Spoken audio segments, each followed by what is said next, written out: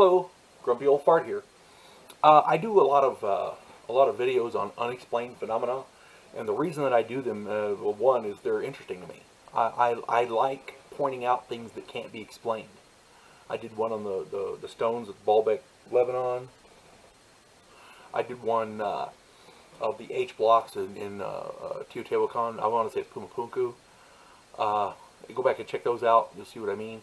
I did one on missing time, which is a very and by the way, if you leave comments on my videos and I do not answer them, I apologize. I get busy and I don't get back to go back and check. But I welcome every comment, even if you disagree with me, even if you think I'm stupid. I welcome every comment. And if you can think of a different reason or some sort of an explanation, put it down. I'll be glad to address it. I don't have a problem with that. But my point is, I like doing these unexplained phenomena because recently everybody thought that UFOs were crazy stories. And then the Navy come out and said they was real. So what else is real? Here we go. These are some of the things that I have found that to me are unexplainable. I mentioned in another one of my videos the Perry-Reese map, and I misspoke. I thought that was the one dealing with Antarctica under the ice, and I misspoke.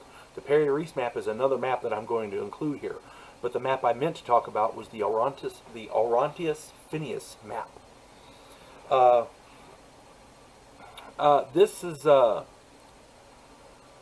Orontes-Phineas map was discovered in the 1950s, and it was drawn in 1532 from older sources. Now, the Orontes-Phineas map is a map of Antarctica without the ice cover. So there was no ice, and they went and they charted it out. And this map accurately shows an ice-free Antarctica with no ice cap. And it's drawn with modern markings like longitude and latitude accurately. But none of that was possible at the time. We didn't even discover Antarctica until the 1700s. But this map was drawn in 1532. So, somebody knew it was there. Somebody charted it. We just didn't know. Now, and it's not the only map like it. There's the Perry-Reese map, and there's other maps. There's maps that show a 1,600-kilometer wide land strip that connects Alaska and Siberia, the land bridge that people talk about. And this could not be possible after the end of the last big ice age, because the water levels rose and flooded all that land mass. So this map had to be drawn before that, before the ice age. There are maps which show Greenland as two separate islands, which we didn't know it was until very recently, when somebody found out that the middle section of ice is actually just ice. There's no land under it. Many of these maps show they show spheroid trigonometry, meaning they know the world is round. Okay? Longitude, latitude. These maps were drawn by people who didn't have the wheel or written language according to mainstream science.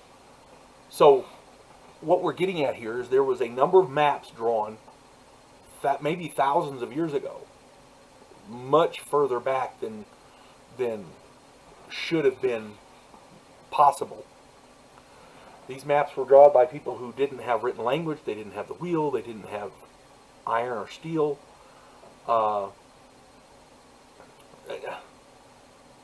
They shouldn't be possible. These literally are impossible maps. They shouldn't exist. They can't exist. The spheroid trigonometry used in making these maps couldn't have existed with people who didn't have written language. You see what I'm saying? There's no way it could happen. But yet, here they are. There's more than just one map. There's the Perry-Reese map, Orontes-Phineas map. There's a map by a guy who's from the Middle East. I mean, they're all over. Our ancestors were traveling fools, and they had an understanding of this world that we couldn't comprehend until, what, the 1700s at least. But they did it thousands of years ago.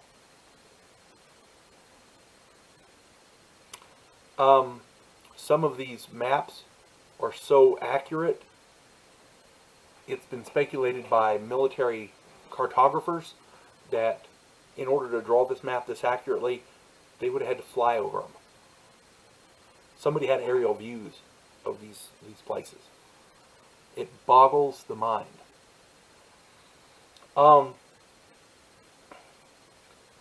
See, to me, this is stuff that we need to be investigating.